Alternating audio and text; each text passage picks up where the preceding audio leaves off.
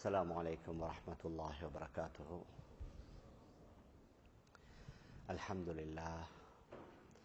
الحمد لله نحمده ونستعينه ونستغفره ونؤمن به ونتوكل عليه ونعوذ بالله من شرور أنفسنا ومن سيئات أعمالنا، من يهده الله فلا مضل له ومن يضلله فلا هادي له، ونشهد أن لا إله إلا الله وحده لا شريك له، ونشهد أن سيدنا ونبينا ومولانا محمدا عبده ورسوله، صلى الله على سيدنا محمد وعلى آله وأصحابه وسلم تسليما كثيرا.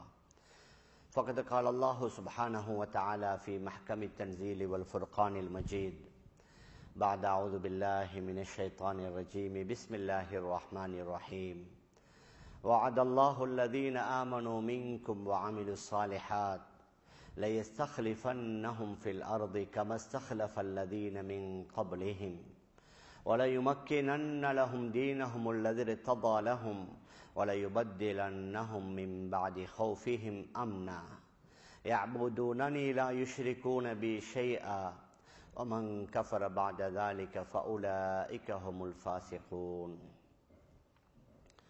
وقال النبي عليه الصلاة والسلام: لو أن عبيدي أطاعوني لسقيتهم المطر بالليل وأطلعت عليهم الشمس بالنهار ولم أسمعهم صوت الرعد. صدق رسول الله صلى الله عليه وسلم. ஷங்கைக்குரிய கண்ணியத்திற்குரிய மேலான உலமா பெருமக்களே, பெரியார்களே, சகோதரர்களே, எனது அன்பிற்குரிய தாய்மார்களே, சகோதரிகளே, அல்லாஹு சுப்ஹானஹு வ தஆலா நம் அனைவர்களுக்கும் ஒரு பரிசுத்தமான, தூய்மையான, அர்த்தமுள்ள மார்க்கத்தை தந்திருக்கிறான். உலகத்தில் உள்ள எல்லா மதங்களை விட வித்தியாசமான, உண்மையான, அல்லாஹுவால் அங்கீகரிக்கப்பட்ட மார்க்கம் என்றால் இஸ்லாமிய மார்க்கம். அந்த மார்க்கத்தை அறிமுகம் செய்வதற்காக வேண்டி அல்லாஹு சுப்ஹானஹு வ தஆலா கடைசியாக பல இலட்சக்கணக்கான நபிமார்களை அனுப்பி வைத்து இறுதியாக கடைசியாக ஹதரத் ரசூலுல்லாஹி ஸல்லல்லாஹு அலைஹி வஸல்லம் அவர்களை அனுப்பி வைத்தான். நபி அவர்கள் அனுப்பப்பட்ட அந்த காலம், நபி அவர்கள் அனுப்பப்பட்ட அந்த நேரம் நபி அவர்களுக்கு சாதகமாக இருக்கவில்லை. ஏனென்றால் இஸ்லாத்துடைய ஆரம்பம் ரொம்ப எளிமையான முறையில தான் ஆரம்பமாகின்றது. நபி அவர்களே சொல்வார்கள், பதஅல் இஸ்லாமு கரீபா, இஸ்லாம் ஒரு எளிமையான தோற்றத்தில் தான் ஆரம்பமாகின்றது. எந்த வகையான ஆரவாரமும் இல்லை. உலகத்தில் நாம் பார்க்கலாம், யாராவது ஒருவர் ஒரு பரீட்சையில் பாஸ் ஆகிவிட்டால் அவருக்கு ஏதாவது பட்டங்கள் கொடுப்பதாக இருந்தால் பெரிய ஆரவாரத்துடன் நடக்கும். ஆனால் ஹதரத் ரசூலுல்லாஹி ஸல்லல்லாஹு அலைஹி வஸல்லம் அவர்களுக்கு கொடுக்கப்பட்ட பட்டம், பதவி அது சாதாரணமான பதவி அல்ல. உலகத்திற்கு அல்லாஹ்வால் அனுப்பப்பட்ட 1,00,000க்கும் மேற்பட்ட நபிமார்களுடைய தலைவர். எல்லா நபிமார்களுக்கும் முத்திரையானவர்கள், இறுதியானவர்கள். அந்த நபிக்கு நுபுவத் என்று சொல்லக்கூடிய கிரீடம் அணிவிக்கப்படுகின்றது. அந்த கிரீடத்தை அணிவிக்கப்பட்டதற்கு பின்னால நபி அவர்களே வரவேற்பதற்கு யாருமே இருக்கல்ல. அவர்கள் முதலாவது சந்திக்கின்றார்கள் ஒரு பெண்ணை, ஹதரத் ஹதீஜா ரலியல்லாஹு அன்ஹா அவர்களைத்தான் நபி அவர்கள் சந்திக்கின்றார்கள். அந்த ஹிரா குகையில நபி அவர்களுக்கு வஹி வருகின்றது. அந்த வஹியை இதுவரைக்கும் கண்டதுமில்ல, பார்த்ததுமில்ல, காதாட கேட்டதுமில்ல. ஹதரத் ரசூலுல்லாஹி ஸல்லல்லாஹு அலைஹி வஸல்லம் அவர்களுக்கு ஒரு வகையான அச்சம், ஒரு வகையான பயம். நபி அவர்களே சொல்வார்கள், லகத் ஹஷீது அலா நஃப்ஸி, நான் என் மீதே எனக்கு ஒரு வகையான பயம், ஒரு வகையான அச்சம், எனக்கு ஏதாவது நடந்து விடுமோ என்ற பதட்டத்துடன் ஹதரத் ரசூலுல்லாஹி ஸல்லல்லாஹு அலைஹி வஸல்லம் அவர்கள் தன்னுடைய வீட்டுக்கு வந்த நேரத்தில் அவர்களுக்கு முதலாவது ஆறுதல் வார்த்தையை சொன்னது நபியுடைய மனைவி ஹதரத் ஹதீஜா ரலியல்லாஹு அன்ஹா. ஹதரத் ஹதீஜா ரலியல்லாஹு அன்ஹா அந்த மக்காவுடைய பாலைவன சூழல்ல வளர்ந்தவர்கள். ஆனால் அவர்களுடைய வாயிலிருந்து வந்த வார்த்தைகளுடைய அர்த்தத்தை நாம் பார்த்தோம் என்றால் சாதாரணமானவர்களால அந்த மாதிரியான ஆறுதல் வார்த்தைகளை சொல்ல முடியாது. ஹஜ்ரத் ஹதீஜா ரலியல்லாஹு அன்ஹா சொன்னார்கள், யா ரசூலல்லாஹ் வல்லாஹி லா யுஹ்ஸிகல்லாஹு அபதா. புகாரியுடைய ரிவாயத். அல்லாஹ் ஒருபோதும் உங்களை கேவலப்படுத்த மாட்டான், உங்களை கைவிட மாட்டான். நீங்கள் யார் என்று சொன்னால் இன்னக லதஸிலு ரஹீம், நீங்கள் உறவினர்களுடன் சேர்ந்து நடக்கிறீர்கள். வதஹ்மிலுல் கல், பாரமான கஷ்டமான விடயங்களை சுமக்குகின்றீர்கள். வதுக்ரி தைஃப், விருந்தாளிகளுக்கு விருந்தோம்பல் பண்ணுகின்றீர்கள். வதஸிலு ரஹீம், உறவினர்களுடன் சேர்ந்து நடப்பதோட வதக்ஸிபுல் மஅதூம், ஒன்றுமே இல்லாதவர்கள் இயலாதவர்களுக்காக நீங்கள் சம்பாதித்து கொடுக்கிறீர்கள். வதுஈன அலா நவாயிபில் ஹக், உண்மையான முறையில் பாதிக்கப்பட்ட பலர்களுக்கு நீங்கள் உதவி பண்ணுகின்றீர்கள். அதனால உங்களை கைவிட மாட்டான் என்று ஹதரத் ரசூலுல்லாஹி ஸல்லல்லாஹு அலைஹி வஸல்லம் அவர்களுக்கு ஆறுதல் வார்த்தைகளை சொன்னதோடு மட்டுமல்ல, அவர்களுக்கு கிடைத்த அவர்கள் கண்ட அந்த முதல் அனுபவம் அதை பற்றி தெளிவு பெறுவதற்காக வரக்கா இப்னு நௌஃபல் என்று சொல்லக்கூடிய ஒருவரிடம் அழைத்து செல்கின்றார்கள். அது மிக நீண்ட வரலாறு. ஆக இஸ்லாத்துடைய ஆரம்பம், நபி அவர்களுக்கு நுபுவத் கொடுக்கப்படுகின்றது, நபி பட்டம் என்று சொல்லக்கூடிய கிரீடம் அணிவிக்கப்படுகின்றது. நபி அவர்களை வரவேற்று ஆறுதல் சொன்னது ஒரு பெண். அதற்கு பின்னால் ஹதரத் அபூபக்கர் ரலியல்லாஹு அன்ஹு, ஹதரத் அலி ரலியல்லாஹு அன்ஹு, ஒருவர் இரண்டு பேர்களாக கொஞ்சம் கொஞ்சமாக இஸ்லாத்தை ஏற்றுக்கொள்கின்றார்கள். மக்காவிலே கிட்டத்தட்ட 13 வருடம் நபி அவர்கள் கழிக்குகின்றார்கள். ஆனால் அந்த 13 வருட கால எல்லைக்குள்ளால இஸ்லாத்தை ஏற்றுக்கொண்டவர்கள் சில 100 பேர். ஆனால் மதீனாவுக்கு ஹதரத் ரசூலுல்லாஹி ஸல்லல்லாஹு அலைஹி வஸல்லம் சென்றதற்கு பின்னால கொஞ்சம் கொஞ்சமாக இஸ்லாத்திலே மக்கள் நுழையக்கூடிய எண்ணிக்கை கூடிக்கொண்டு செல்கின்றது. மதீனாவில மாத்திரமல்ல, மதீனாவுடைய சூழல்லே உள்ள அக்கம் பக்கத்தில் வாழக்கூடியவர்கள், பக்கத்து நாடுகளிலே வாழக்கூடியவர்கள் எல்லாம் வந்து இப்பொழுது இஸ்லாத்திலே நுழைய ஆரம்பிக்கின்றார்கள். நபியுடைய ஆரம்பம், மக்காவுடைய ஆரம்பம், முஸ்லிம்களுடைய ஆரம்பம் ரொம்ப ஒரு கவலையான நிலைமை. ஏனென்றால் அவர்களை ஏறெடுத்து பார்ப்பதற்கும் யாரும் தயார் இல்லை, அவர்களுக்கு உதவி செய்ய யாரும் தயார் இல்லை. ஒவ்வொரு வகையில் அவர்களை பயமுறுத்தி கொண்டு, அவர்களை அச்சுறுத்தி கொண்டு, அவர்களை மிரட்டி கொண்டு இருந்தார்கள். நபி அவர்களை கூட மிரட்டுவார்கள். குர்ஆன்ல மிக தெளிவாக அல்லாஹ் கூறுகின்றான், வஇஸ் யம்குரு பிகல்லதீன கஃபரு லியுஸ்பிதூக அவ் யக்துலூக அவ் யுக்ரிஜூக் வயம்குரூன வயம்குருல்லாஹ் வல்லாஹு கைருல் மாக்கிரீன். முஹம்மதே ஸல்லல்லாஹு அலைஹி வஸல்லம், உங்களுக்கு எதிராக இவர்கள் சதித்திட்டம் தீட்டுகின்றார்கள், உங்களை கொலை செய்து விடுவதற்காக. ஹிஜ்ரத்துடைய நேரத்தில் நபி அவர்களை கொலை செய்ய வேண்டும் என்பதற்காக நபியுடைய வீட்டை பலர்கள் முற்றுகையிட்டிருந்தார்கள். ஆனால் அதிலிருந்து அல்லாஹ் நபி அவர்களை பாதுகாத்தான்.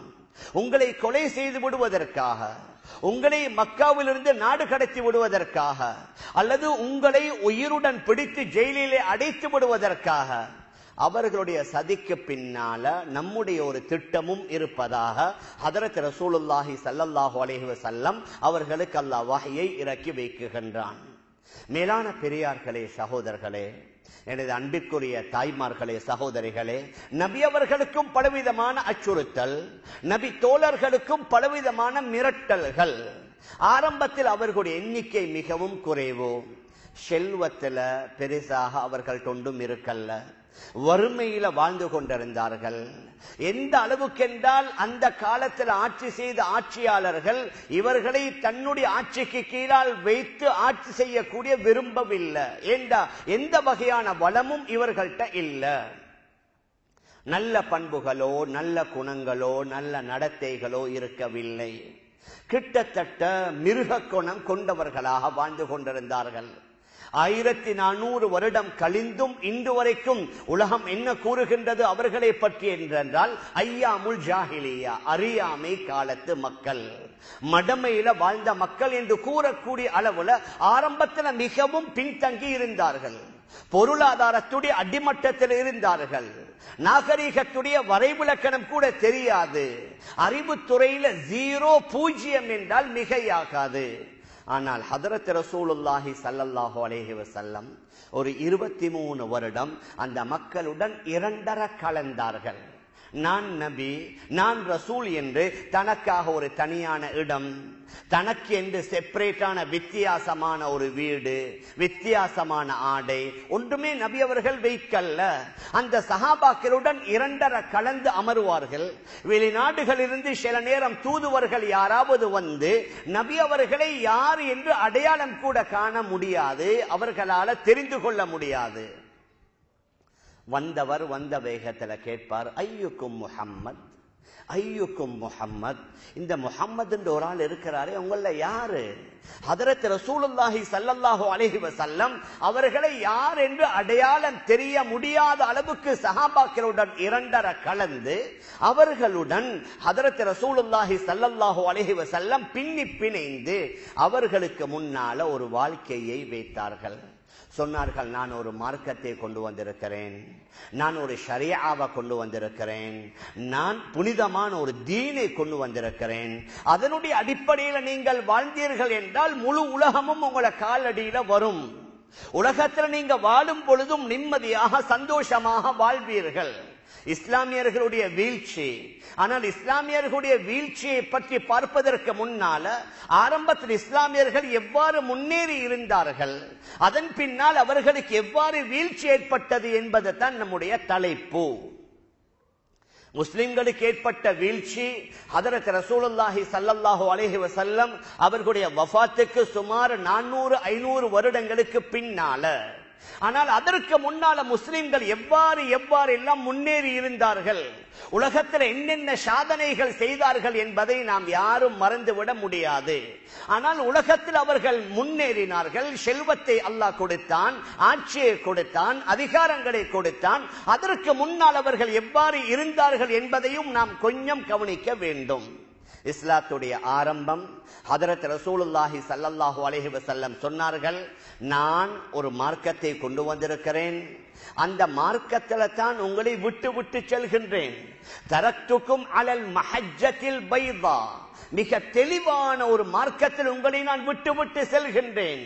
லைலுஹா கனஹாரிஹா, அதனுடைய இரவும் பகலை போன்று அந்த அளவுக்கு மிகவும் தெளிவானது. அதுல எந்த விதமான மூடலும் குளறுபடியும் இல்ல. ஹதரத் ரசூலுல்லாஹி ஸல்லல்லாஹு அலைஹி வஸல்லம் சொன்னது என்ன?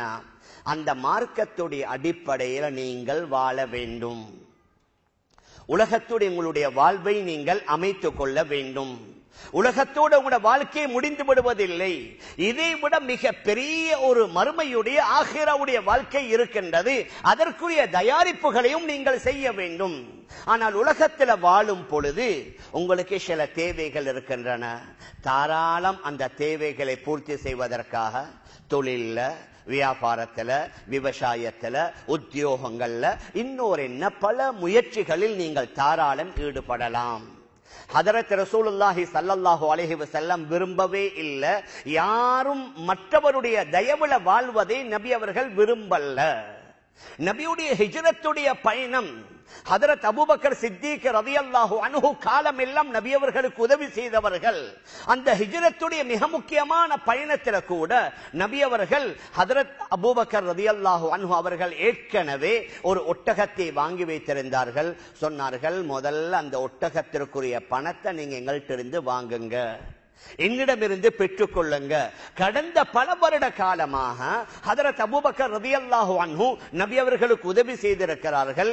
நபி அவர்களே சொல்வார்கள், எனக்கு பலர்கள் உதவி செய்தார்கள், அவர்கள் ஒவ்வொருவருக்கும் நான் பிரதி உபகாரம் செய்து விட்டேன்.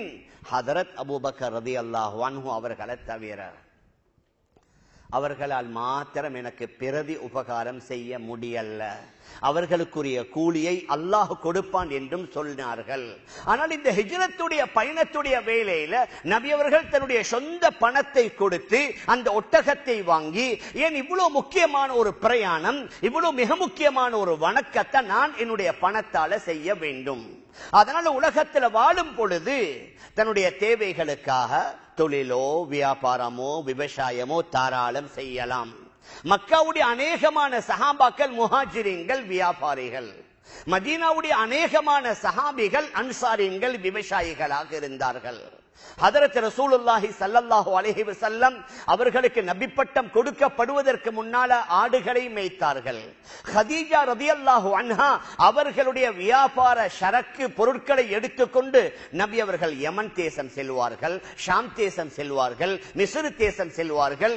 இவ்வாறு நபி அவர்கள் சஹாபாக்களையும் தயாரித்தார்கள்.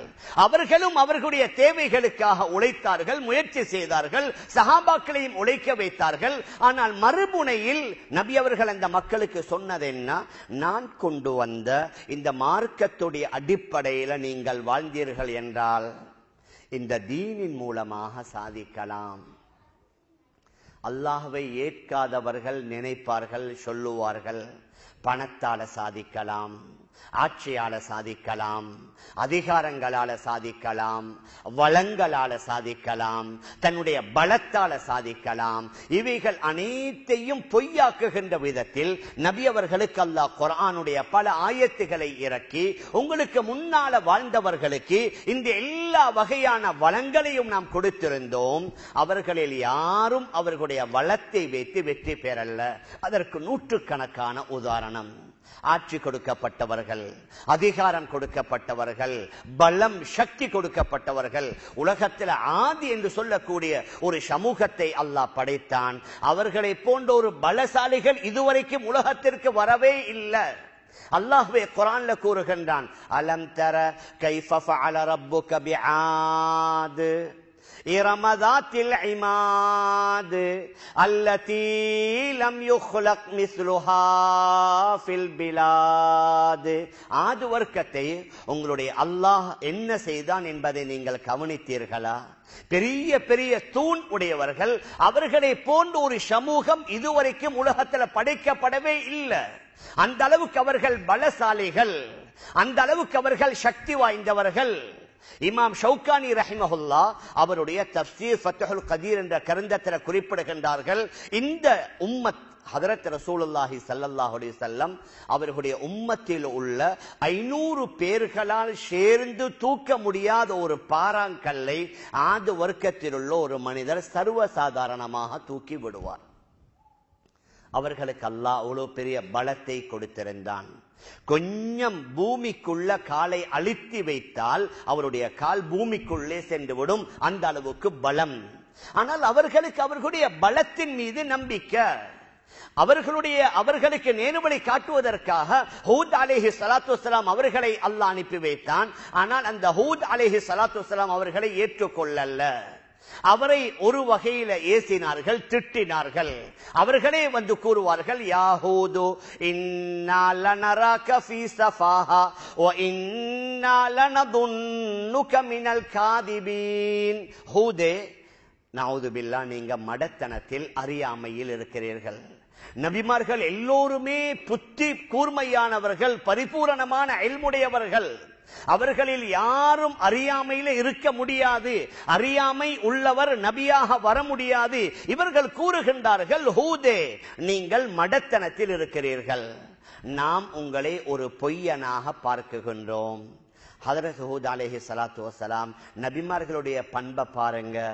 யாராவது ஒருவர் அவரை ஒரு வார்த்தையை கொண்டு திட்டினால், நான் அப்படியல்ல, நீங்க அப்படித்தான் என்று சொல்வதில்லை.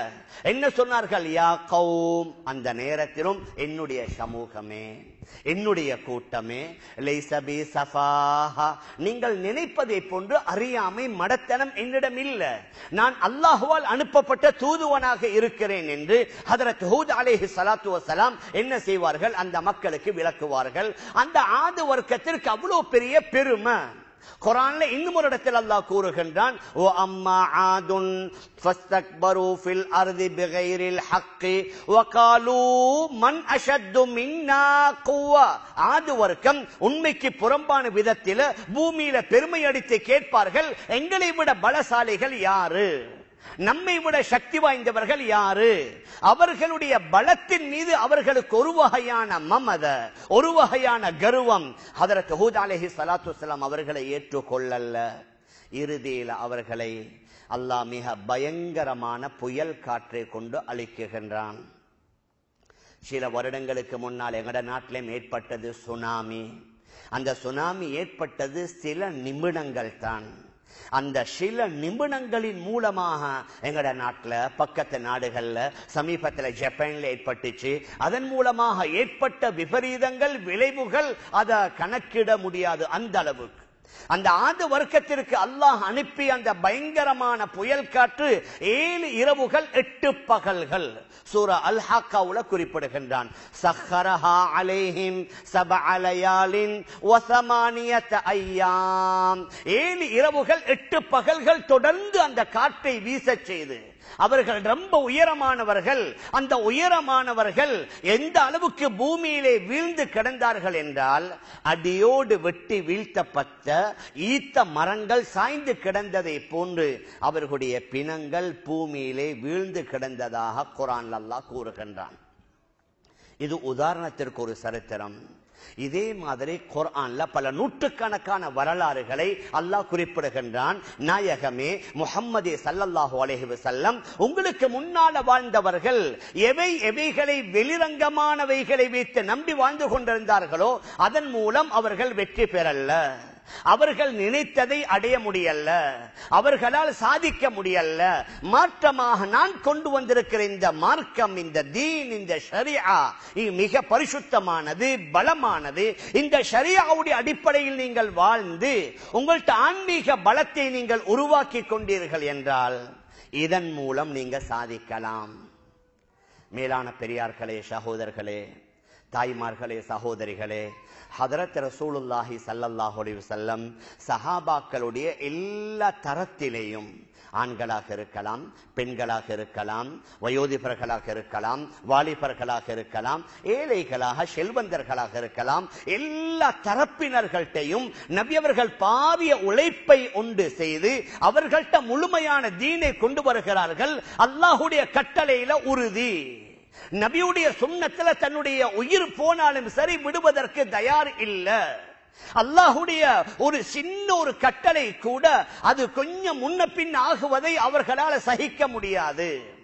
உதாரணத்திற்கு ஹதரத் ரசூலுல்லாஹி ஸல்லல்லாஹு அலைஹி வஸல்லம் அவர்களுடைய வஃபாத்துக்கு பின்னால ஹதரத் அபூபக்கர் சித்திக் ரலியல்லாஹு அன்ஹு ஆட்சி பீடம் ஏறுகின்றார்கள். நபியுடைய வஃபாத்தோட சில சலசலப்புகள். ஒரு சிலர் சொன்னார்கள், நாங்க தொழுவோம், நோன்பு பிடிப்போம், ஜகாத் கொடுக்க மாட்டோம். இன்னும் சிலர் முர்த்ததாக மதம் மாறிவிடுகின்றார்கள். இன்னும் சிலர் தன்னை பொய் நபியாக வாதிட்டு அவர்களை பின்பற்ற வேண்டும் என்று ஒரு குரூப்பை தயார் செய்தார்கள்.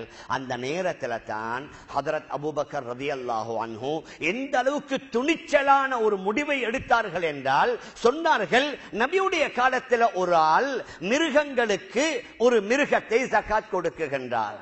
ஆட்டு மந்தைக்காக ஆடுகளை, ஒட்டகங்களுக்காக ஒரு ஒட்டகத்தை.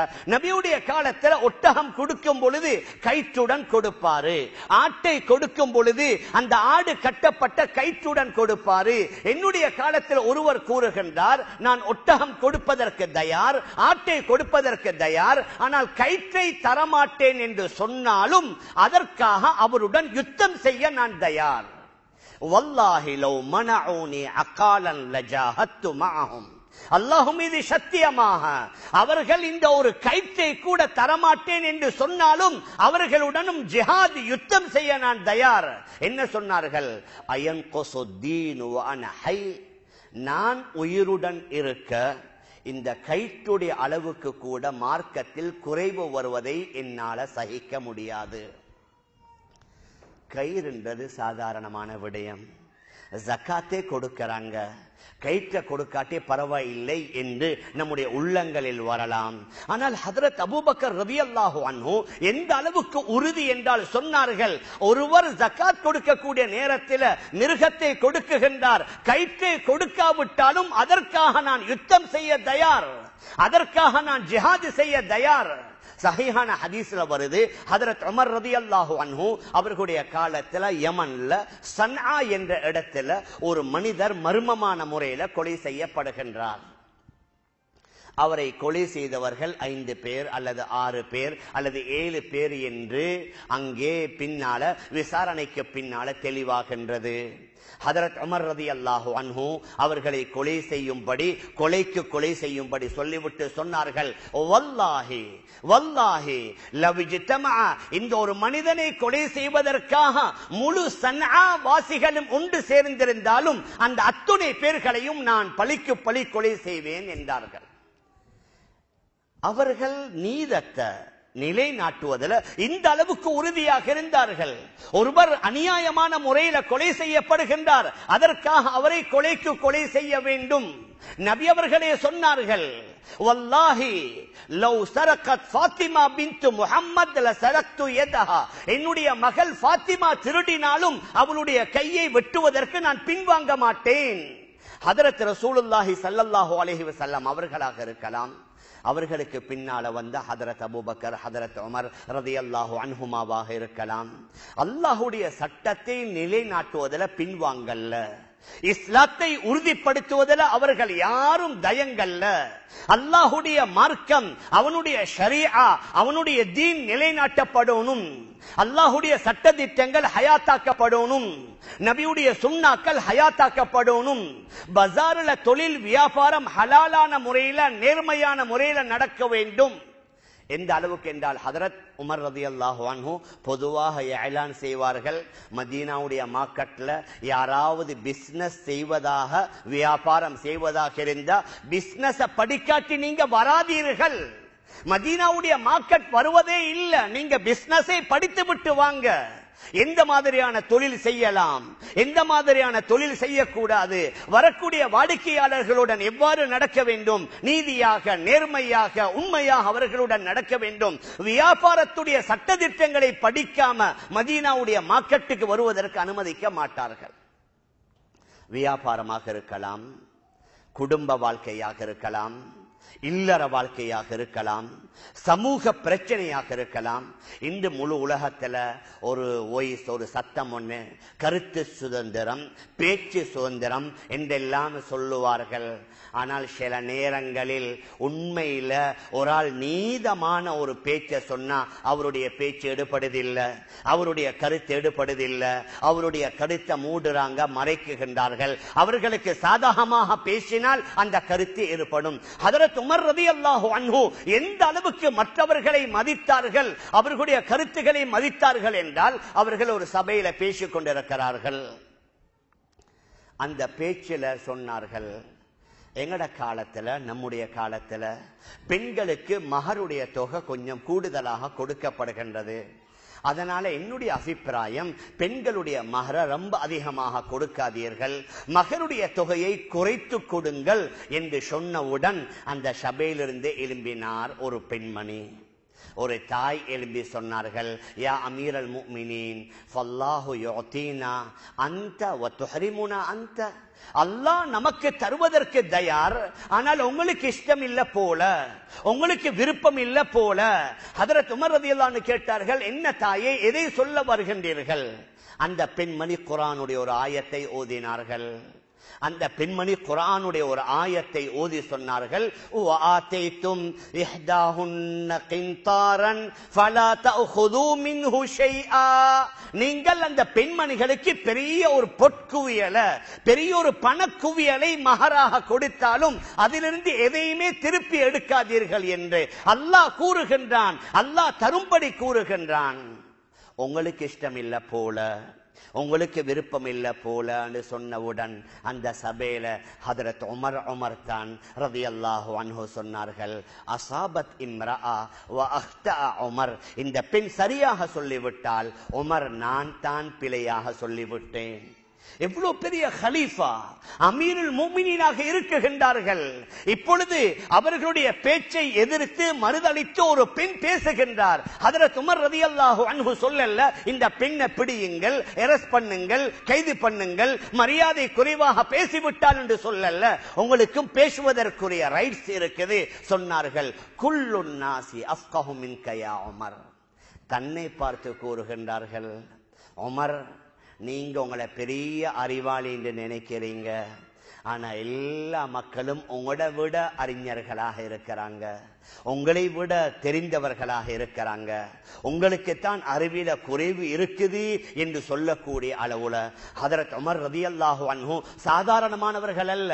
எந்த அளவுக்குண்டா அவர்கள் சில நேரம் பூமியில சில கருத்துக்களை சொல்லுவார்கள், அந்த கருத்துக்கு தோதுவா வானத்திலிருந்து வஹி இறங்கும். எந்த அளவுக்கு இந்த தஃசீர்கள்ல வருது, இவர்களுடைய 10க்கும் மேற்பட்ட கருத்து பூமியில அந்த கருத்தை நபியிடத்தில் வந்து கூறுவார்கள். சிறிது நேரம் கூட கழியாது வானத்திலிருந்து வஹீல வரும், நீங்க இப்படி செய்யுங்க, இப்படி செய்யுங்க, இப்படி செய்யாதீங்க. வஹீயுடைய கருத்துக்கு தோதுவான ஹதரத் உமர் ரலியல்லாஹு அன்ஹு ஒரு பெண் எழும்பி சொன்னவுடன் சொன்னார்கள், அஸாபத் இம்ரஅ வ அக்தஅ உமர். இந்த பெண் சரியாக சொல்லிவிட்டால் உமர் நான் பிழை செய்து விட்டேன். மேலான பெரியார்களே, சகோதரர்களே, நீதி நிலைநாட்டப்படுது, நேர்மை அங்கே காணக்கூடியதாக இருக்குது. தொழில நேர்மை, வியாபாரத்துல நேர்மை, குடும்ப வாழ்க்கை யதார்த்தம், உள்ளால் உள்ளபடி கணவன் மனைவிக்குரிய ஹக்குகளை, மனைவி கணவனுக்குரிய ஹக்குகளை முழுமையாக நிலைநாட்டுகின்றார்கள். இப்பொழுது அல்லாஹ் அவர்கள் அதன் மூலம் முழுமையான மார்க்கம், முழுமையான ஷரீஆ அவர்களுடைய வாழ்க்கையில கொஞ்சம் கொஞ்சமாக பிரதிபலிக்க ஆரம்பிக்குகின்றது. இப்பொழுது அல்லாஹ் நிலைமைகளை மாற்றுகின்றான், அவர்களுடைய கைகள் ஆட்சியை கொடுக்குகின்றான். ஆரம்பத்தில் மக்காவுல வாழ்வதற்கே சிரமம், அதனால தான் மதீனாவுக்கு ஹிஜ்ரத் செய்தார்கள். ஏன்? மக்காவுல அமைதியாக நிம்மதியாக வாழ முடியாது, அதனால மக்காவை விட்டு விட்டு மதீனாவுக்கு ஹிஜ்ரத் செய்கின்றார்கள். ஹிஜ்ரத் சென்று ஒரு 8 வருடம் கூட கழியல்ல, ஃபத்ஹை மக்கா, மக்காவை வெற்றி கொள்ள செய்து முழு மக்காவையும் முஸ்லிம்களுடைய கைகளில் ஒப்படைக்குகின்றான். ஆட்சி அல்லாஹ் கொடுக்குகின்றான், அதிகாரங்கள் அல்லாஹ் கொடுக்குகின்றான். யார் யாரெல்லாம் இவர்களை அச்சுறுத்திக் கொண்டு பயமுறுத்திக் கொண்டிருந்தார்களோ அவர்களில் அநேகமானவர்கள் வந்து இஸ்லாத்திலே நுழைகின்றார்கள். ஹதரத் அபூ சுஃபியான் ரலியல்லாஹு அன்ஹு அவர்கள் முஸ்லிமாக மாறலையா? ஹதரத் ஹம்சா ரலியல்லாஹு அன்ஹு அவர்களை கொலை செய்து அவர்களுடைய வயிற்றை கிழித்து அவர்களுடைய வயிற்றிலே இருந்த அந்த ஈர கொலையை எடுத்து தன்னுடைய வாயிலை வைத்து அந்த கொஞ்சம் சப்பி அதை கீழே துப்பி அந்த பெண்மணி ஹிந்தா, அந்த பெண் இஸ்லாத்தை ஏற்றுக்கொள்ளவில்லையா? யூத மதத்துடைய மிகப்பெரிய அறிஞர் அப்துல்லாஹ் இப்னு சலாம் அவர் சஹாபியாக மாறலையா? நெருப்பை வணங்கிக் கொண்டிருந்த ஹதரத் சல்மான் ரலியல்லாஹு அன்ஹு மிகப்பெரிய சஹாபியாக மாறலையா? கிறிஸ்தவ மதத்துடைய பெரியோர் ஃபாதர் ஹதரத் தமீமு தாரி ரலியல்லாஹு அன்ஹு அவர் சஹாபியாக மாறலையா? இஸ்லாமியர்களுடைய மிகப்பெரிய விரோதி அபூ ஜஹல் அவருடைய மகன் இக்ரிமா ரலியல்லாஹு அன்ஹு சஹாபியாக மாறலையா? இப்படியே நாம் வரலாறை பார்த்தோம் என்றால் இஸ்லாத்திற்கும் முஸ்லிம்களுக்கும் பல விதங்களில் துன்பங்களை கொடுத்த, சோதனைகளை கொடுத்த அவர்கள் இஸ்லாத்தை பாதுகாக்கக்கூடிய பாதுகாவலர்களாக மாறியதோடு மட்டுமல்ல, அல்லாஹு சுப்ஹானஹு வ தஆலா பல வகையில் இவர்களுக்கு உதவி செய்கின்றான். நாடுகளை பிடிக்குகின்றார்கள், ஆட்சிகளை அல்லாஹ் கொடுக்குகின்றான், அதிகாரங்களை அல்லாஹ் கொடுக்குகின்றான். இவர்களுக்கு கொடுத்த கண்ணியம், கௌரவம், அல்லாஹு அக்பர். அந்த கண்ணியத்தை நாங்க நினைத்தும் பார்க்க இயலாது. உலகத்துல நாங்க பார்க்கலாம், சில ஆட்சியாளர்களுக்கு, சில பட்டத்தில் உள்ளவர்களுக்கு அந்த ஆட்சியில இருக்கும் பொழுது மாத்திரம் கண்ணியம். ஏன்? ஒரு சிலர் சொல்வார்கள், அவரோட கொஞ்சம் நான் இரக்கமாக அன்பாக இருக்காவிட்டால் ஏதாவது ஒரு பிரச்சனை. உண்மையில மனதால ஆட்சியாளர்களை எல்லோரும் நேசிப்பதில்லை, ஆட்சியாளர்களை எல்லோரும் பாராட்டுவதில்லை, வேற வழி இல்லை. அதனால் என்ன செய்கின்றார்கள்? வெளிரங்கமாக பாராட்டுவதை போன்று பாசாங்கு செய்கின்றார்கள். ஆனால் சஹாபாக்களை உலகத்துடைய இஸ்லாமியர்கள் எந்த அளவுக்கு அவர்களுடைய மஹப்பத் அன்புன்னு சொன்னா, சில வருடங்களுக்கு முன்னால தெரியும், ஒரு நாட்டில் சஹாபாக்களை பற்றி கொஞ்சம் இழிவாக, தரக்குறைவாக பேசுகின்றார்கள். எத்தனை மக்கள் அதற்கு எதிர்ப்பு. அதற்காக ஒரு சிலர் தன்னுடைய உயிரை கொடுத்தார்கள். எங்களை தவறாக பேசலாம், ஆனால் நபியுடைய தோழர்கள் சஹாபாக்களை யாரும் தவறாக பேசக்கூடாது. அவ்வாறு பேசிவிட்டால் உயிரை கொடுப்பதற்கும் நாங்கள் பின்வாங்க மாட்டோம். அந்த சஹாபாக்களுடைய அந்த மஹப்பத் அது மானசீகமான மஹப்பத். அல்லாஹ் இஸ்லாமியர்களுடைய உள்ளத்திலே போட்ட அந்த அன்பு, முஸ்லிம்களுடைய உள்ளத்திலே போட்ட அந்த ஒரு வகையான அலாதியான மரியாதை. மேலான பெரியார்களே, சகோதரர்களே, எனது அன்பிற்குரிய தாய்மார்களே, சகோதரிகளே, ஹதரத் ரசூலுல்லாஹி ஸல்லல்லாஹு அலைஹி வஸல்லம் அவர்கள் கொண்டு வந்த தீன முழுமையாக ஏற்றுக்கொள்கின்றார்கள். இஸ்லாமிய முறைப்படி வாழ்கின்றார்கள். எந்த நாட்டுக்கு போனாலும் அந்த நாட்டவர்கள் இவர்களை பார்த்து அந்த நாட்டு மக்கள் முஸ்லிம்களாக மாறுகின்றார்கள். அவர்களுடைய பாஷை இஸ்லாமிய பாஷையாக, அரேபிய பாஷையாக மாறுகின்றது. நபியுடைய காலத்துல அரேபிய பாஷை அந்த வளைகுடா சவுதி அரேபியாவுல மாத்திரம். அதற்கு பின்னால நாங்க பார்க்கலாம், இன்று உலகத்துல 30க்கும் 40க்கும் மேற்பட்ட நாடுகள்ல முஸ்லிம்களுடைய பாஷை அரேபிய பாஷை. அந்த நாட்டுடைய பொதுவான லாங்குவேஜ், தேசிய மொழி அரேபிய மொழி. அவர்கள் எந்தெந்த நாடுகளுக்கு போனார்களோ அந்த நாடு இஸ்லாமிய நாடாக, அந்த நாட்டு மக்களுடைய மார்க்கமே இஸ்லாமிய மார்க்கமாக மாறியதுண்டா என்ன? இவர்கள் செயல் ரீதியாக அந்த மக்களுக்கு முன்னால இஸ்லாத்தை வைத்தார்கள். அவர்களுடைய ஆக முக்கியமான தாவாவுடைய ஒரு பேச்சு என்ன? கூனு மிஸ்லனா, நீங்கள் நம்மை போன்று ஆகுங்கள், நீங்கள் எங்களை போன்று ஆகுங்கள்.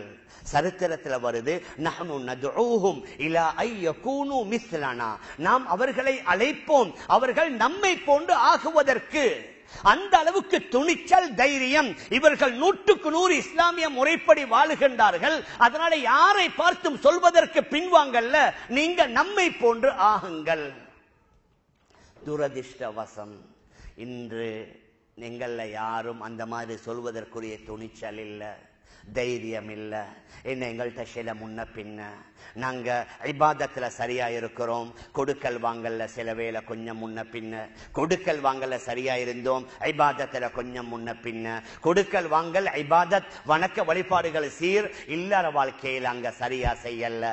சில வேளை மனைவிக்கு அநியாயம், சில வேளை குழந்தைகளுக்கு அநியாயம், சில வேளை பெற்றோர்களுடன் சரியாக நடந்து கொள்வதில்லை, சில வேளை நேபருடன் ஒழுங்காக நடந்து கொள்வதில்லை, சில நேரம் உறவினர்களுடன் ஒழுங்காக நடந்து கொள்வதில்லை. அதனால யாருக்கும் தைரியம் இல்லை மற்றவர்களை பார்த்து நீங்கள் எங்களை போன்று ஆகுங்கள் என்று. மேலான பெரியார்களே, சகோதரர்களே, ஆக இஸ்லாமியர்கள் 100க்கு 100 இஸ்லாமிய முறைப்படி வாழுகின்றார்கள். இப்பொழுது அல்லாஹ் ஆட்சியை கொடுக்குகின்றான்.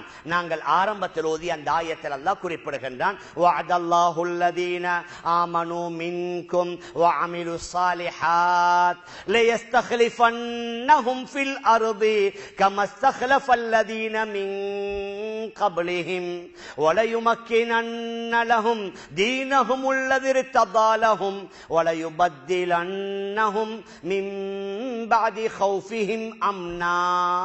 நான் அல்லாஹ்வுடைய வாக்கு. யாரு அல்லாஹ்வை நம்ப வேண்டிய முறைப்படி நம்பி, அல்லாஹ்வுக்கு இணை வைக்காமல், அவனுக்கு ஷிர்க் வைக்காமல், அவனை முழுமையாக உள்ளால் உள்ளபடி நம்பி எல்லா சாலிஹான அமல்களையும் செய்கின்றார், அல்லாஹ்வுக்கு விருப்பம் இல்லாத ஷிர்க்கிலிருந்து தூரமாகின்றார், பித்அத்தான காரியங்களில் ஈடுபடல்ல, 100க்கு 100 சுன்னத்தான அடிப்படையில் வாழுகின்றார், அல்லாஹ்வை நம்ப வேண்டிய முறைப்படி நம்பி எல்லா நல்ல காரியங்களையும் செய்கிறார் என்றால் லயஸ்தக்லிஃபன்னஹும் ஃபில் அர்தி கமஸ்தக்லஃபல்லதீன மின் கப்லிஹிம். உங்களுக்கு முன்னால வாழ்ந்தவர்களுக்கு நாங்க உலகத்துடைய பல ஆட்சி அதிகாரங்களை கொடுத்ததை போன்று உங்களுக்கும் ஆட்சி அதிகாரங்களை தருவோம் என்று அல்லாஹ் சொன்னத நபியுடைய காலத்துல ஓரளவு கொஞ்சம் கண்டுகொள்கின்றார்கள். நபியுடைய வஃபாத்துக்கு முன்னால மதீனா, மக்கா, யமன் வெற்றி கொள்ளப்படுது. அதற்கு பின்னால ஹதரத் அபூபக்கர் ரலியல்லாஹு அன்ஹு 2.5 வருஷம் ஆட்சி செய்கிறார்கள். அவர்களுடைய ஆட்சி காலத்துல ஜோர்டான்ல ரோமர்களுடன் யுத்தம் நடக்குது. அந்த முழு ஜோர்டான் வெற்றி கொள்ளப்படுகின்றது. அதற்கு பின்னால் ஹதரத் உமர் இப்னுல் கத்தாப் ரலியல்லாஹு அன்ஹு அவர்களுடைய ஆட்சி காலம் வருது. அவர்களுடைய ஆட்சி காலத்துல அந்த முழு ஷாம் தேசம், Lebanon, Palestine, Syria, Masjidul Aqsa போன்ற பிரதேசங்கள் இஸ்லாமியர்களுடைய கைகள்ல வருது. ஹதரத் உஸ்மான் இப்னு அஃபான் ரலியல்லாஹு அன்ஹு சுமார் 12.5 வருடம் ஆட்சி செய்கின்றார்கள். அவர்களுடைய ஆட்சி காலத்துல அங்க ஷாமை தாண்டி ரஷ்யாவில் உள்ள உஸ்பெகிஸ்தான், அசர்பைஜான், பல பல பிரதேசங்கள் ஹஜ்ரத் உஸ்மான் இப்னு அஃபானுடைய ஆட்சிக்கு கீழால வருகின்றது. அதற்கு பின்னால ஹஜ்ரத் அலி ரலியல்லாஹு அன்ஹு ஆட்சி செய்கிறார்கள். அதையும் தாண்டி ஈராக், ஈரான், அதற்கு பக்கத்தில் உள்ள நாடுகள் எந்த அளவுக்கு முஸ்லிம்களுடைய தலைமை மதீனாவிலிருந்து பக்தாதுக்கு மாறிவிடுகின்றது. ஹஜ்ரத் அலி ரலியல்லாஹு அன்ஹு அவர்களுக்கு பின்னால ஹஜ்ரத் முஆவியா ரலியல்லாஹு அன்ஹு ஆட்சி செய்கிறார்கள். இஸ்லாமிய பிரதேசம் பெருகின்றது, நீண்டுகின்றது. ஆப்பிரிக்கா கண்டத்தில் உள்ள மொரோக்கோ, தூனுசியா போன்ற நாடுகளுக்கு ஹஜ்ரத் முஆவியா ரலியல்லாஹு அன்ஹு பல நூற்றுக்கணக்கான நேவி கப்பல்களை அனுப்பி அந்த நாடுகளை வெற்றி கொள்கின்றார்கள். அவர்களுக்கு பின்னால உமையாக்கள் சில வருஷம் ஆட்சி செய்கின்றார்கள். உமையாக்களுடைய அந்த கடைசி கட்டம், முதலாவது நூற்றாண்டுடைய கடைசி காலம் ஹஜ்ரத் உமர் இப்னு அப்துல் அசீஸ் ரஹிமஹுல்லாஹ் அவர்களுடைய ஆட்சி காலம். அதற்கு பின்னால தாரிக் பின் ஜியாத் ரஹ்மத்துல்லாஹி அலைஹி அவர்களுடைய ஆட்சி காலம். மொரோக்கோவை பிடித்து விட்டார்கள், தூனுஸை பிடித்து விட்டார்கள். மொரோக்கோல தஞ்சா என்று சொல்லக்கூடிய இடத்திலிருந்து முதலாவது நூற்றாண்டுடைய கடைசி அநேகமா ஹிஜ்ரி 92 இருக்கலாம். தாரிக் பின் ஜியாத் ரஹிமஹுல்லாஹ் அவர்களுடைய 7000 பேர்களுடைய ஒரு படை ஸ்பெயினுக்கு வருகின்றார்கள். அவர்களுடைய முழு படைய 4 கப்பல்கள்ல ஏற்றி அங்க தஞ்சா என்று சொல்லக்கூடிய அந்த பகுதியிலிருந்து அவர்கள் வந்து இறங்குகின்றார்கள். ஜபல் அல் தாரிக், ஜிப்ரால்டார் என்று சொல்லக்கூடிய பகுதியில வந்து அந்த 4 கப்பல்கள்ல வந்து இறங்கி அந்த ஸ்பெயினில் உள்ள அவர்களுடன் யுத்தம் செய்து போர் செய்து அந்த ஸ்பெயினை கைப்பற்றுகின்றார்கள். அந்த காலத்தில் அதற்கு அந்தலுஸ் என்று சொல்வார்கள். அதன் மூலம் 800 வருடம் அரேபியர்கள் ஆட்சி செய்ய களம் அமைத்து கொடுத்தார்கள். தாரிக் பின் ஜியாத் ரஹ்மத்துல்லாஹி அலைஹி. அதே முதலாவது நூற்றாண்டுடைய கடைசி காலம் அல்ஹம்துலில்லாஹ் எங்கட இலங்கை திருநாட்டுக்கும் இஸ்லாம் வந்து விட்டது. விசேஷமாக எங்களுடைய இலங்கை உடைய அந்த கடலோர பகுதி, அது பேருவேலையாக இருக்கலாம், ஜெஃப்னாவாக இருக்கலாம், காத்தாங்குடி போன்ற பகுதிகளாக இருக்கலாம். கடலோர பிரதேசங்களுக்கு யமனிலிருந்து மிஸ்ர் கஹ்தான் என்ற ஊர், அதை பிரதிபலித்துத்தான் காத்தாங்குடி வந்ததாகவும் சில சரித்திர ஆசிரியர்கள் கூறுகின்றார்கள். கஹ்தான் என்ற பிரபல்யமான ஒரு ஊர் இருக்குது, அதை பிரபலித்துத்தான் காத்தான்குடி என்ற பெயர் வந்ததாகவும் குறிப்பிடுகின்றார்கள். இலங்கைக்கு வந்து விட்டார்கள் சில அரேபியர்கள் வியாபார நிமித்தம். அதன் மூலம் இஸ்லாம் பரவிக் கொண்டிருக்கின்றது. அந்த நேரத்தில் இலங்கையிலிருந்து ஒரு சின்ன குழு ஒன்று அவர்கள் ஹஜ்ஜுக்கு செல்கின்றார்கள். அந்த ஹஜ்ஜுக்கு செல்வதற்கு முன்னால இலங்கையை ஆட்சி செய்து கொண்டிருந்த ஒரு பௌத்த ராஜா ஹஜ்ஜாஜ் இப்னு யூசுஃபுடைய ஆட்சி காலம். உலகத்துடைய பல பாகங்களை கைப்பற்றுகின்றார். பல நாடுகள் அவருடைய ஆட்சிக்கு கீழால் வருகின்றது.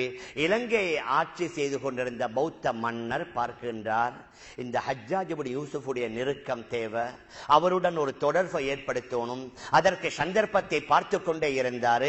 அதற்கு தோதுவாக அந்த அரபு நாடுகளிலிருந்து வந்த சில அரேபியர்கள் அவர்கள் மரணிக்க, அவர்களுடைய மனைவிமார்கள் விதவைகளாக, அவர்களுடைய குழந்தைகள் அனாதைகளாக, இந்த விதவைகளான மனைவிமார்களையும் அனாதைகளான குழந்தைகளையும் இலங்கையிலே உள்ள ஆக பொறுமதியான வாசனை திரவியங்கள், மாணிக்க கற்கள் போன்ற பொறுமதியான இலங்கையுடைய சில பொருட்களை அந்த கப்பலில் ஏற்றி ஹஜ்ஜாஜ் இப்னு யூசுஃபுக்கு அனுப்பி வைக்கின்றார்.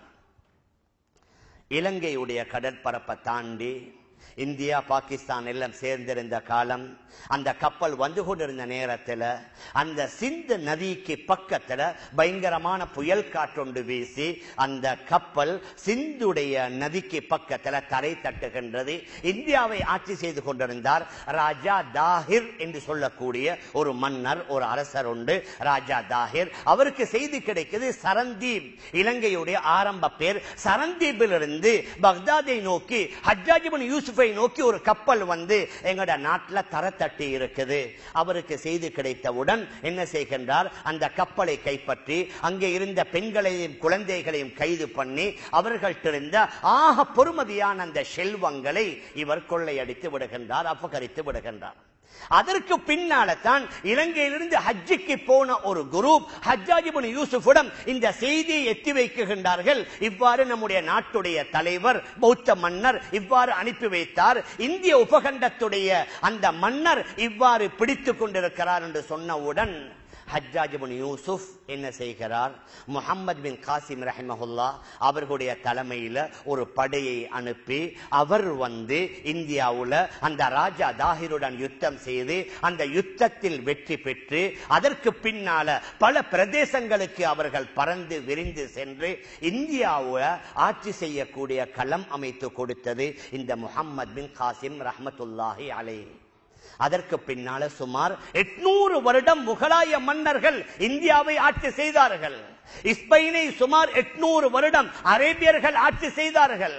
அந்த காலகட்டத்தில் தான் துருக்கியர்கள் என்ன செய்கின்றார்கள்?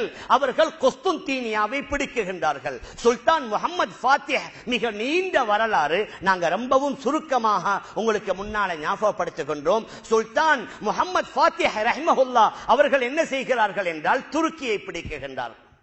துருக்கிக்குள்ள குஸ்துன்தீனியான்னு சொல்லக்கூடிய ஒரு பிரதேசம், அங்கே ஆயா சோஃபியான்னு சொல்லக்கூடிய ஆக பழமை வாய்ந்த ஒரு தேவாலயம் இருக்கின்றது. கிறிஸ்தவர்களிலும் பல பிரிவினர்கள் இருக்கிறாங்க. ஒன்று கத்தோலிக்கர்கள், கேத்தலிக்ஸ், அவர்களுடைய தலைமை பீடம் இத்தாலியில வத்திக்கான்ல இருக்குது. இன்னும் ஒரு பிரிவினர்கள் ஆர்த்தடாக்ஸ் என்று சொல்லக்கூடியவர்கள், அவர்களுடைய தலைமையாக இருந்தது தான் இந்த ஆயா சோஃபியா என்று சொல்லக்கூடிய துருக்கியில இருந்த அந்த மிக பழமை வாய்ந்த தேவாலயம். சுல்தான் முகமது ஃபாத்திஹ் ரஹிமஹுல்லா அந்த குஸ்துன்தீனியாவை பிடித்து ஆயா சோஃபியாவை கைப்பற்றி அதை ஜாமியா ஆயா சோஃபியா என்று ஜாமியா மஸ்ஜிதா மாற்றி சுமார் 500 வருடம் 1924 அங்கே கமால் அத்தா துருக்கு வருகின்றார். அதுவரைக்கும் அந்த ஆயா சோஃபியா என்று சொல்லக்கூடிய அது ஜாமியா ஆயா சோஃபியாவாக இருந்தது. நாம் எதை சொல்லிக் கொண்டு வருகிறோம் என்றால், இந்த ஒரு 1000 வருடத்தை நாம் எடுத்து பார்த்தோம் என்றால், ஹதரத் ரசூலுல்லாஹி ஸல்லல்லாஹு அலைஹி வஸல்லம் அவருடைய வஃபாத்துக்கு பின்னால மக்கா, மதீனா, யமன், பின்னால ஹதரத் அபூபக்கர், அதற்கு பின்னால ஹதரத் உமர், உஸ்மான், அலி, முஆவியா ரலியல்லாஹு அன்ஹும், அதற்கு பின்னால உமையாக்கள், அதற்கு பின்னால அப்பாசியர்கள், அதற்கு பின்னால் அப்படி உலகத்தில் கிட்டத்தட்ட பெரும் பகுதியை முழு இந்திய உபகண்டத்த முகலாய மன்னர்கள் அந்த ஸ்பெயினை வெற்றி கொண்டதோட மாத்திரமல்ல, அதை சூழ உள்ள பல அந்த ஐரோப்பா கண்டத்தில் உள்ள நாடுகளை முஸ்லிம்கள் வெற்றி கொள்கின்றார்கள்.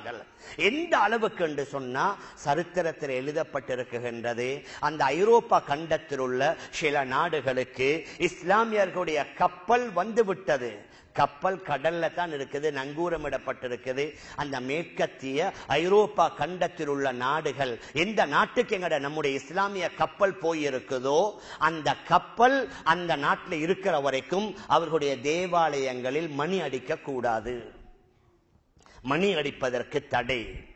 இவர்களுடைய எந்த கப்பல் எந்த நாட்டுக்கு போனாலும் சரி, இவர்களுடைய கொடித்தான் மேல பறக்கும், அந்த நாட்டுடைய கொடி அரை கம்பத்தில் பறக்க வேண்டும். இந்த அளவுக்கு அல்லாஹு சுப்ஹானஹு வ தஆலா அதிகாரங்களை கொடுத்திருந்தான். ஸ்பெயின் மிகப்பெரிய ஒரு பிரதேசம், அங்கே குர்துபான்னு சொல்லக்கூடிய ஒரு ஊர். அந்த ஊர்ல மாத்திரம் கிட்டத்தட்ட 2.5 லட்சம் வீடுகள், சுமார் 80,000 கடைகள் இருந்தது. அந்த ஊர்ல மாத்திரம் 1600 மஸ்ஜிதுகள் இருந்தன. அதுல உள்ள ஆக விசேஷமான மஸ்ஜித் தான் ஜாமியா குர்துபான்னு சொல்லக்கூடிய மஸ்ஜித். அந்த மஸ்ஜிதுடைய விசேஷம் அல்ஹம்துலில்லாஹ் நாங்களும் போய் கண்ணால பார்த்தோம். அந்த மஸ்ஜிதுடைய விசேஷம் என்னண்டா, அந்த மஸ்ஜிதை கட்டின அந்த ஆர்கிடெக்ட் இருக்கிறாரே, அவரு ஒரு வித்தியாசமான அடிப்படையில் அந்த மஸ்ஜிதுக்கு 360 ஜன்னல்கள் வைத்திருந்தாரு. ஒவ்வொரு நாளைக்கு ஒவ்வொரு ஜன்னலால மஸ்ஜிதுக்கு வெளிச்சம் வரும். இன்று ஒரு ஜன்னலால, நாளை 2வது ஜன்னலால, 3வது நாள் 3வது ஜன்னலால, 360 நாட்கள் 360 ஜன்னல்களால வெளிச்சம் வரக்கூடிய அமைப்புல ஒரு விசேஷமான மஸ்ஜித் ஜாமியா குர்துபா. 1440 தூண்கள் அந்த மஸ்ஜிதுக்கு கட்டப்பட்டிருந்தது. இந்த அளவுக்கு முஸ்லிம்கள் செல்வாக்கோடு செழிப்போடு வாழ்ந்து கொண்டிருந்தார்கள். மேலான பெரியார்களே, சகோதரர்களே, எனது அன்பிற்குரிய தாய்மார்களே, சகோதரிகளே, இப்பொழுது நாங்க முஸ்லிம்களுடைய வீழ்ச்சிக்கு வர வேண்டும். அதன் பின்னால் இப்பொழுது முஸ்லிம்களுடைய நிலைமை என்ன? 800 வருடம் முகலாய மன்னர்கள் ஆட்சி செய்தார்கள் அந்த இந்திய உபகண்டம். ஆனால் இப்பொழுது அதே இந்தியாவுல அல்லாஹ் பாதுகாக்கணும், இஸ்லாமிய முறைப்படி வாழ்வதற்கு கஷ்டம். ஒருவர் மாட்டிறைச்சி வச்சிருக்கிறார் என்று அதற்காக கொலை. மாட்டை விட இவர் கேவலமானவரா? அவர் இறைச்சி வச்சிருக்கிறாரு, அதற்காக அவர் கொலை செய்யப்படுகின்றார். மாட்டை விட ஒரு மனிதன் மோசமானவனா, கேவலமானவனா? எவ்வாறு முஸ்லிம்கள் கொடி கட்டி பறந்தார்கள் அந்த நாட்டில், இந்த இஸ்லாமியர்களுடைய நிலைமை. அதே ஸ்பெயின்ல 1600 மஸ்ஜித் வெறும் குர்துபாவுல மாத்திரம். 2009 நாங்க அங்க போனோம். அந்த ஜாமிய குர்துபாவையும் ஒரு தடவை கண்ணால பார்க்கணும் என்ற பேராவலுடன் அங்கே போனோம். மஸ்ஜிதுக்குள்ள போவதற்கு முன்னால செக்யூரிட்டி கார்டு சொன்னாரு, நீங்க பிளீஸ் பண்ணி டிக்கெட் எடுத்து கொண்டு வாங்க. அங்க போனோம், 10 யூரோ கொடுத்து டிக்கெட் வாங்கினோம். உள்ள போகும்போது சொன்னாரு, உங்களோட தொப்பிய கலட்டிட்டு வாங்க, இது எங்கட சேர்ச் தேவாலயம். ஆனால் தொப்பிய கலட்டாமல் இருந்தால் உள்ளே போக விடமாட்டார்கள். பெரிய ஒரு ஆசை, அதனால் அந்த மஸ்ஜிதுக்கு வேற வழி இல்லை போமுன்னு சொல்லி உள்ளே போய் பார்த்தால் முழு மஸ்ஜிதுடைய இஸ்லாமிய சின்னங்கள் எல்லாத்தையும் மாற்றி அவர்களுடைய கிறிஸ்தவ அடிப்படையில் அங்கே சிலைகளும் போட்டோக்களும் தொங்க விட்டிருக்கிறாங்க. நாங்க நேரா போனோம் அந்த மஸ்ஜிதுடைய மிம்பர் மிஹராபு பகுதிக்கு. அந்த மிம்பர் மிஹராப பகுதியை மாத்திரம் ஒரு இரும்பு சங்கிலியால அப்படி மறைத்து வைத்திருக்கிறார்கள். எவ்வளவு முயற்சி பண்ணினோம் உள்ளுக்கு போவதற்கு, அங்கே உள்ள போக முடியல. அந்த மிம்பர் மிஹராப பத்தி பாகிஸ்தான் உள்ள பெரிய ஒரு ஆலிம், சமீப காலத்தில் ஹயாத்தோடு இருக்கிறாரு, தக்கை உஸ்மானி மத்ததில் உள்ள ஆலி, அவரோட ஒரு கிதாபில் எழுதுகின்றார், அந்த காலத்துல இந்த மஸ்ஜித் குர்துபாவுக்கு வராத ஒரு முஸ்லிம் இருக்க மாட்டாரு. அந்த மஸ்ஜிதுல் குர்துபால தொழாத ஒருவர் இருந்திருக்க மாட்டாரு. அந்த அளவுக்கு அந்த மஸ்ஜிதுல் குர்துபா, ஜாமியா குர்துபா அவ்வளவு விசேஷம். அந்த குர்துபாவுல மாத்திரம் 1600 மஸ்ஜிதுகள் இருந்தது. 2.5 லட்சம் குடும்பங்கள், வீடுகள் இருந்தது. சொன்னா முஸ்லிம்கள் எப்படி வாழ்ந்திருப்பாங்க? இப்பொழுது நாங்க அங்க போனோம்டா வேற வழி இல்லை. அவர்கள் சொல்லக்கூடிய அடிப்படையில் நாங்க போய் கொஞ்சம் பார்த்துட்டு வெளியில வந்துட்டோம். தக்கை உஸ்மானி மத்ததில் உள்ள ஆளி எழுதுறாரு, ஒரு காலத்தில் அந்த மஸ்ஜித் எவ்வளவு செழிப்பு, எப்படி எப்படி எல்லாம் அதுல சத்தங்கள் வரும். ஆங்காங்கே குர்ஆனுடைய ஹல்காக்கள், அதாவது பயானுடைய ஹல்காக்கள், ஜிக்ர் செய்து கொண்டிருப்பாங்க, குர்ஆன் ஓதி கொண்டிருப்பாங்க. உலகத்துடைய பல பல அறிஞர்கள், இப்னு ஹஸம், இப்னு ருஷ்த், இமாம் குர்துபி போன்ற பெரும் பெரும் அறிஞர்கள் வாழ்ந்த அந்த நாட்டுடைய அந்த குர்துபா மஸ்ஜித் இன்றைக்கு ஒரு தேவாலயமாக மாற்றப்பட்டிருக்கிறது. வெளியில வந்து ஒரு ஆள்கிட்ட நாங்க விசாரிச்சோம், இந்த குர்துபால ஏதாவது ஒரு மஸ்ஜிதாவது இருக்குதா? ஒருவர் சொன்னார், ஆம், சமீபத்தில் சவுதி அரசாங்கம் ஒரு மஸ்ஜிதை கட்டி இருக்கிறாங்க, அந்த மஸ்ஜித் மாத்திரம்தான் இந்த குர்துபால இருக்குது. பின்னால கர்நாத்தா, அதாவது கர்நாத்தான்னு சொல்லக்கூடிய ஒரு ஊர், அங்கே உள்ள அந்த பெரிய மஸ்ஜிதை அதையும் தேவாலயமாக மாற்றிட்டார்கள். மேலான பெரியார்களே, சகோதரர்களே, எங்களுடைய இலங்கையுடைய ஒரு சகோதரர், அவருடைய வீட்டில் தான் நாங்க போய் 2 நாள் தங்கிவிட்டு ஒரு நாளுடைய தொழுக நாங்க சொன்னோம், நாங்க 2 பேரும் ஜமாத்தா தொழுவோம் என்று சொல்லி நானும் அவரும் சேர்ந்து ஜமாத்தா தொழுதற்கு பின்னால் அவர் சொல்றாரு, ஹசரத், நான் 2 மாசத்துக்கு பின்னால இன்றைக்கு எனக்கு ஜமாத்தோட தொழுற ஒரு சந்தர்ப்பம் ஒன்று கிடைச்சிருக்கிறது. 2 மாதமாக நான் ஏதோ டைமுக்கு தொழுது கொள்றேன், ஒரு ஜமாத்தோட தொழக்கூடிய ஒரு சந்தர்ப்பம் எனக்கு கிடைக்கல. ஏன்? அந்த மாதிரியான ஒரு சூழல் இல்ல. எப்படி எல்லாம் வாழ்ந்த இஸ்லாமியர்கள் அவர்களுடைய கைகளை விட்டும் சென்று விட்டது. அதே ஐரோப்பாவை எடுத்துக்கொள்ளுங்க, அந்த சுல்தான் முகமது ஃபாத்திஹ் ரஹிமஹுல்லாஹ் அவர் கைப்பற்றினார். அதன் மூலம் முஸ்லிம்களுக்கு அல்லாஹ் இவ்வளவு பெரிய வெற்றியை கொடுத்தான். இப்பொழுது நிலைமை என்னண்டா, ஐரோப்பிய யூனியனுக்குள்ள துருக்கியை சேர்ப்பதற்கு அவங்களுக்கு விருப்பம் இல்லை, அவங்க சேர்க்க மாட்டோம் என்று கூறிக்கொண்டிருக்கிறார்கள். முழு ஐரோப்பா இஸ்லாமியர்களுடன் எவ்வாறு நடந்து கொண்டிருக்கிறார்கள். இவ்வாறு நாங்க பார்த்தோம் என்றால் இது அவர்களுடைய பிழை அல்ல, இது அவர்களுடைய தவறு அல்ல. காலப்போக்கில் இஸ்லாமியர்கள் நாங்க சுயநலவாதிகளாக மாறிவிட்டோம். இஸ்லாத்திற்கு எத்தனையோ வகை வகையான ஆபத்துகள் வருது, அதை பற்றி எங்களுக்கு ஒரு கேர் இல்லை, அதை பற்றி நமக்கு கவலை இல்லை. நான், என்னுடைய மனைவி, என்னுடைய மக்கள், என்னுடைய ஃபேமிலி, நாங்க சந்தோஷமாக வாழ்ந்தா போதும். அந்த சமூக உணர்வு, சமூகத்தை பற்றி உண்டான கவலை, சமூகத்துக்கு நலவு ஏற்படணும், ஹைர் ஏற்படணும் என்ற அந்த சிந்தனை குறைந்திருச்சு. அல்லாஹுடைய உதவி வருவதும் கொஞ்சம் கொஞ்சமாக குறைந்து கொண்டு போகின்றது. மேலான பெரியார்களே, சகோதரர்களே, எனது அன்பிற்குரிய தாய்மார்களே, சகோதரிகளே, ஒரு காலத்தில் முஸ்லிம்கள் கொடிகட்டி பறந்தார்கள். எத்தனையோ நாடுகளை ஆட்சி செய்தார்கள். பிலிப்பைன்ஸுடைய தலைநகரம் மெனிலா. அந்த மெனிலாவுக்கு ஏன் பேர் வந்ததுண்டா, அமானுல்லா என்று சொல்லக்கூடிய ஒருவர், ஒரு இஸ்லாமியர் ஆட்சி செய்தார். அவருடைய ஞாபகார்த்தமாத்தான் மெனிலா என்று பெயர் வந்தது. அந்த மெனிலா இன்றைக்கு எந்த நாடு? அதே மாதிரி எத்தனையோ நாடுகளை பார்க்கலாம். மேற்கத்திய நாடுகள்ல நூற்றுக்கணக்கான ஆயிரக்கணக்கான அரபிகள் வாழ்ந்து கொண்டிருக்கிறார்கள். ஆனா இப்ப அவங்க கிறிஸ்தவர்கள். அவங்க சொல்றாங்க, எங்கட தேர்ட் ஜெனரேஷன், எங்களுடைய அப்பா அவர் முஸ்லிம், எங்கட அப்பாவுடைய அப்பா வாப்பா அவர் முஸ்லிம், நான் இன்றைக்கு கிறிஸ்தவன். அந்த நாடுகளுக்கு போனார்கள், இஸ்லாத்தை விட்டு விட்டார்கள். அவர்களை போன்று ஃப்ரீடமா வாழணும், அவர்களை போன்று சுதந்திரமாக வாழணும், எல்லா வகையான பாவங்களையும் சேர்த்து செய்யணும். இஸ்லாத்தை விட்டுட்டாங்க, மார்க்கத்தை விட்டாங்க, ஷரீஆவை விட்டார்கள். மேலான பெரியார்களே, சகோதரர்களே, முஸ்லிம்களுக்கு இருந்த கண்ணியம், கௌரவம், மதிப்பு, மரியாதை அதை நாளுக்கு நாள் கொஞ்சம் கொஞ்சமாக குறைந்து கொண்டு இன்று முழு உலகத்தில் நசுக்கப்படுறது யாரு? நாங்க. முழு உலகத்தில் அகதிகளாக வாழ்றது யாரு? நாங்க. கொலை செய்யப்படுறது யாரு? முஸ்லிம்கள். மேலான பெரியார்களே, சகோதரர்களே, எடுத்தெடுப்புல எங்கட ஒரு சிலர் சொல்வார்கள், யஹூதிகள் நசாராக்கள். யஹூதிகள் நசாராக்கள் எல்லாம் முதல்ல நாம் சீராக வேண்டும், நாம் நம்மை சீராக்க வேண்டும், நம்முடைய சமூகத்துடன் ஒற்றுமையாக வாழ வேண்டும். எங்களுடைய சமூகத்தில் அல்லாஹுடைய கட்டளைகள் முழுமையாக ஹயாத்தாக்கப்பட வேண்டும். நபியுடைய சுன்னத்துகள் நம்முடைய வாழ்க்கையில வர வேண்டும். அல்லாஹுடைய தீனுக்கு நாம் உதவி செய்தோம் என்றா அல்லாஹ் நிச்சயமாக நமக்கு உதவி செய்வான்.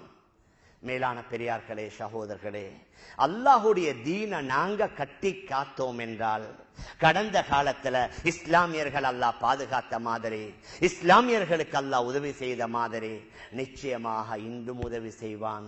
சஹாபாக்களுக்கு அல்லாஹ் எப்படி எப்படி எல்லாம் உதவி செய்தான்.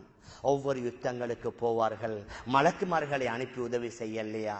மேகங்களை அனுப்பி அல்லாஹ் உதவி செய்யலையா? காற்றை வசப்படுத்தி ஹதரத் உமர் ரலியல்லாஹு அன்ஹு அவர்களுடைய பேச்சு பல நூற்றுக்கணக்கான கிலோமீட்டருடைய தொலை தூரத்துக்கு போகலையா? அவர்களுக்கு அல்லாஹ் வசப்படுத்தி கொடுத்தான். நாங்க தாராளம் தொழில் செய்யலாம், வியாபாரம் செய்யலாம், உத்தியோகம் செய்யலாம். ஆனால் மறுமுனையில நான் முஸ்லிம், நான் ஒரு இஸ்லாமியன். முதல்ல நம்முடைய வாழ்க்கையில பிரதிபலிக்க வேண்டும் அல்லாஹுடைய கட்டளைகள், நபியுடைய சுன்னத்துகள். மாற்று மதத்தவர்களை பத்தி அடிக்கடி நாங்க சொல்லுவோம், அவர்கள் பாத்தில், அவர்கள் பொய், அவர்களுக்கு ஒன்றும் இல்லை, அவர்கள் எல்லாம் சடங்கு சம்பிரதாயம் கற்பனை. ஆனால் அவர்களுடைய மதத்தில் உள்ள அந்த பிடிப்பு கூட எங்கள்கிட்ட இல்லை. இந்தியாவில் பஞ்சாப்ல சீக்கியர்கள் வாழ்கின்றார்கள். அங்கே அதிகமானவர்கள் அந்த சீக்கியர்கள் தான். அந்த சீக்கியர்கள் இருந்தவர் தான் மன்மோகன் சிங். அந்த மன்மோகன் சிங் இந்தியாவுடைய பிரதமராக இருக்கும் பொழுது ஐக்கிய நாட்டு சபைக்கு போனாலும் அவர் அவருடைய தாடியோட தான் போனாரு, அவர் அவருடைய குடுமையோட தான் போனாரு. நாங்க கூறுகின்றோம் அவர் பாத்தில இருக்கிறாரு, பாத்தில்காரர்களும் அவர்களுடைய மார்க்கத்தில் உறுதி. ஆனா நாங்க வாய் நிரம்ப கூறுகின்றோம் நாங்க ஹக்கு, நம்முடைய இஸ்லாம் ஹக்கு, நம்முடைய குர்ஆன்ல ஒரு புள்ளி மாற்றப்படல, நம்முடைய குர்ஆன்ல ஒரு நுக்தா கூட மாற்றப்படல, அப்படியே இருக்குகின்றது என்று நாம் கூறுகின்றோம். ஆனால் குர்ஆன் கூறக்கூடிய ஒற்றுமை இருக்கதா? குர்ஆன் கூறக்கூடிய எங்கள்கிட்ட மற்றவர்களுடன் அன்பாக இரக்கமாக பழகக்கூடிய அந்த நல்ல பண்புகள் இருக்குகின்றதா? அஹ்லாக்குகள் இருக்கின்றதா? விட்டுக் கொடுக்கிற மனப்பான்மை இருக்குகின்றதா? மேலான பெரியார்களே, சகோதரர்களே, அன்பிற்குரிய தாய்மார்களே, சகோதரிகளே, அதனால முஸ்லிம்கள் வீழ்ச்சியின் பக்கம் சென்று கொண்டிருக்கிறார்கள். இந்த வீழ்ச்சி மீண்டும் அதே பழைய ஆரம்பத்துள்ள முன்னேற்றம். நுபுவத்திற்கு பின்னால, நபியுடைய வஃபாத்துக்கு பின்னால இஸ்லாமியர்களுக்கு எப்படி எப்படி எல்லாம் அல்லாஹ் உதவி செய்தானோ அதே அல்லாஹ், அதே குர்ஆன், அதே ஹதீஸ், அதே வானம் பூமி, அதுல எந்த மாற்றமும் இல்லை. ஆனா நாம் மாறிட்டோம். எங்கள்கிட்ட சில மாற்றங்கள் வந்து விட்டது.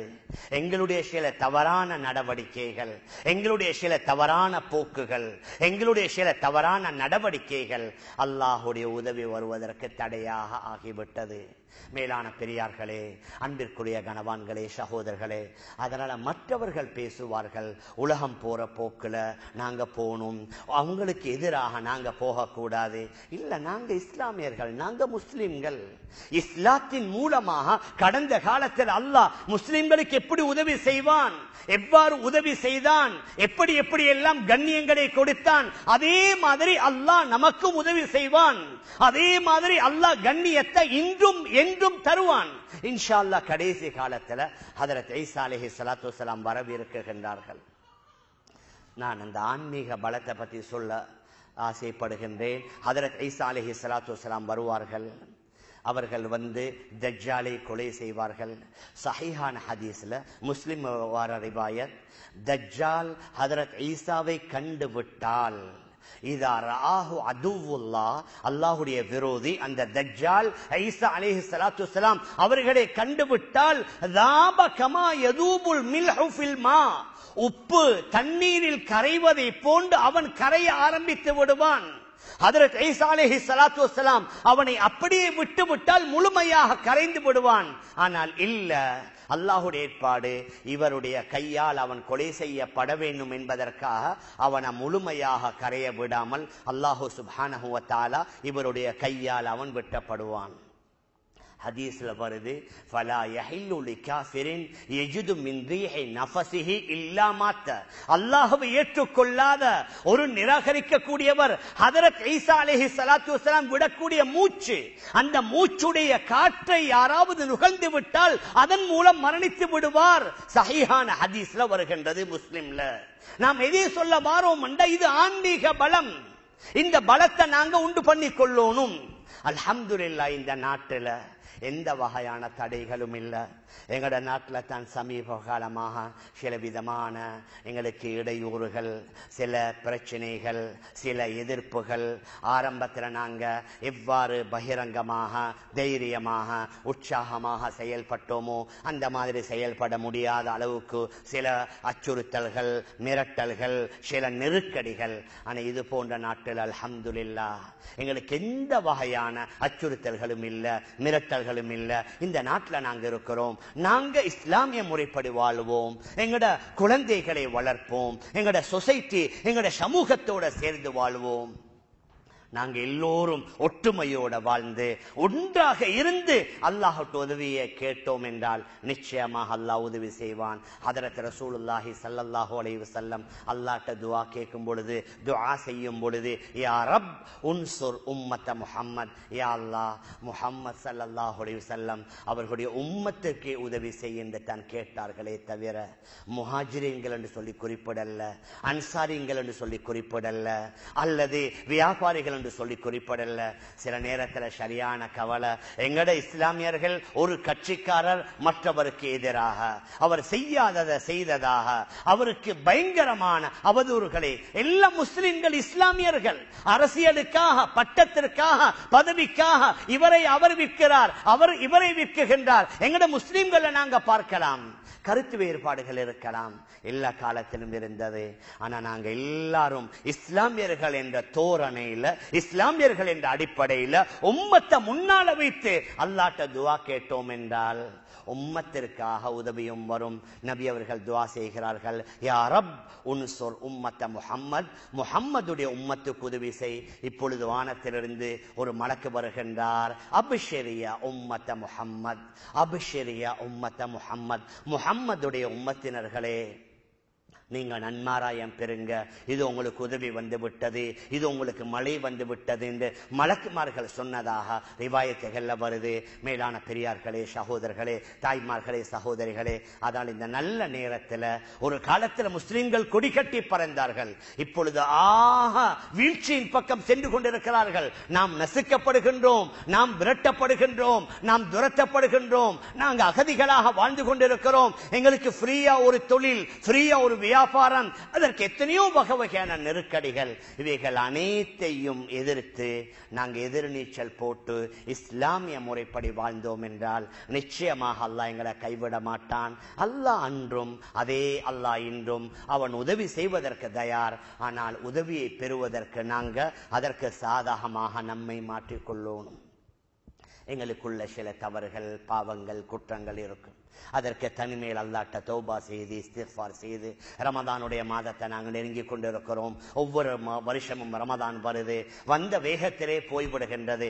அதன் மூலம் என்னிடத்தில் என்ன மாற்றம், என்னிடத்தில் எந்த திருத்தம்? இந்த உலக மக்கள் இன்று போற்றுவார்கள், நாளை தூற்றுவார்கள், இன்று புகழுவார்கள், நாளைக்கு இகழுவார்கள். இவர்களுடைய போற்றுதலோ தூற்றுதலோ புகழோ இகழோ தேவையில்லை. என்னுடைய அல்லாஹ் என்னை பொருந்திக் கொள்ளணும்.